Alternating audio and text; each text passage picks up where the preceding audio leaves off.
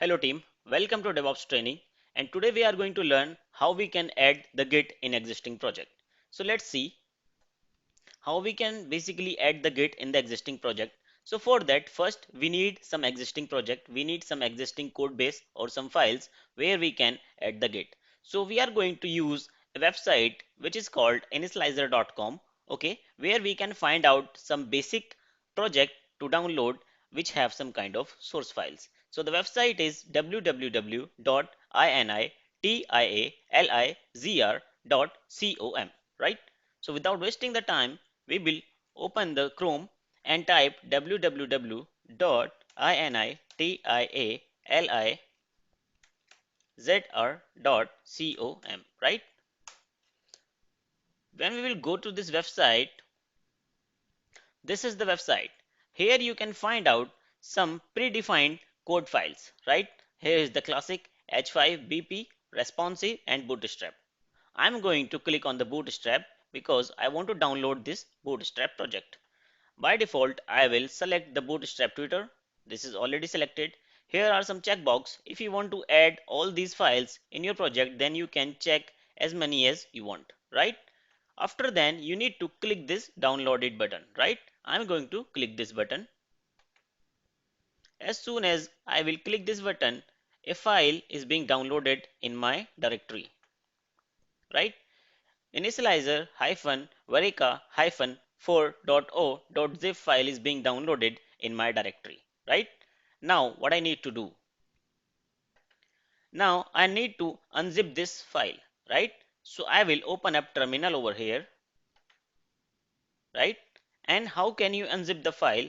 Using the command unzip then file name, right? As soon as I will press the enter, so you can see on the terminal I am getting the output, okay, inflating, and here a new directory is being created as well, right? Let me clear the terminal, and we are getting a directory with the initializer. Now we will rename our project with a new name, right? And what is the command? We will use move command, right? So mv old file name, which is initializer, then the new file name, and suppose I want to new file name web project. Press enter, go to your directory base, and you can say the file is being renamed over here, right? Now we need to initialize the git in this project. So we have already discussed this thing, how basically you can initialize the git in your project. So you need to execute the command git space init, init. As soon as I will press the enter, initializing empty git repository in home anshul downloads.git. Okay, I am getting this message over here, right? How can I find out that basically the git is being initialized in my machine or not? If you will get the .git directory in your machine, then definitely git is being initialized in your machine. To find out in on terminal, you can press the command ls-al and see you are getting the directories like this. We have dot git directory over here and the web project. Okay, I did a mistake.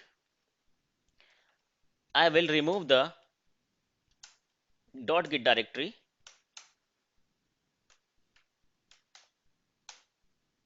ls-al, yeah, this is being removed.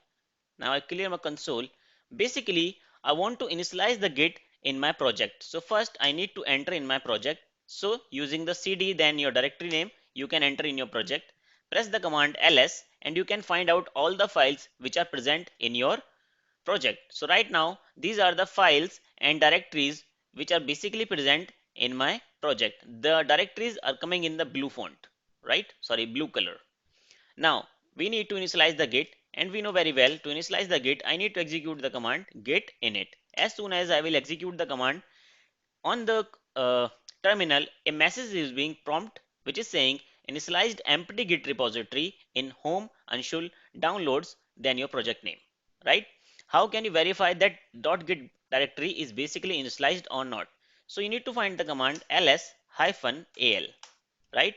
Over here you can see a .git directory is being presented over here. It means Git is basically successfully initialized in my machine inside my project, right? Although if you don't have the permission, you don't have the permission to uh, open up the hidden file, then you will not get the .git file over here. You need to right click on your directory and check out this checkbox, show hidden files, so that you will get the .git directory over here as well. By default, I make the hidden files as a hidden. Okay. If I want to check if any hidden file is there, then I simply use this command ls-al. First I go to this directory and then execute the command. Right. So we have done this much of work. Now verify the sorry guys. Now we need to verify the git status. And how we can verify the git status? To verify the git status, we have the command git status, right?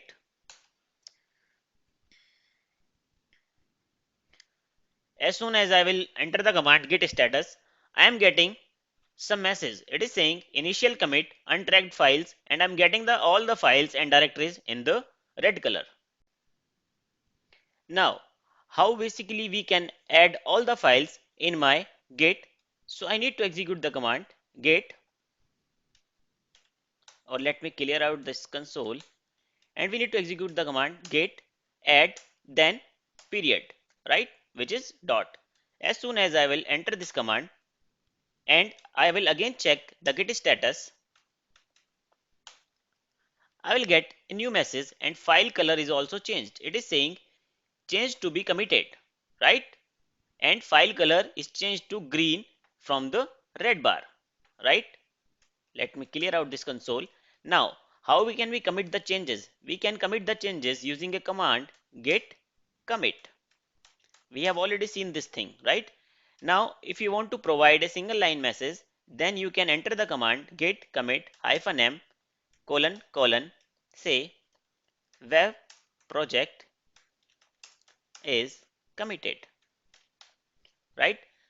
The message what I'm providing within the double quote is it will be my commit message, right? As soon as I will press the enter, the whole thing is being done. And you can see over here, web project is commit 26 file changed, and this is the insertions, right? Let me clear out the console and again execute the command git status. And it is very clear, it is saying very clearly on the master branch, and we have already discussed it. By default the git will be on master branch. Nothing to commit, working directory clean. It means I have committed all the changes in my git, right?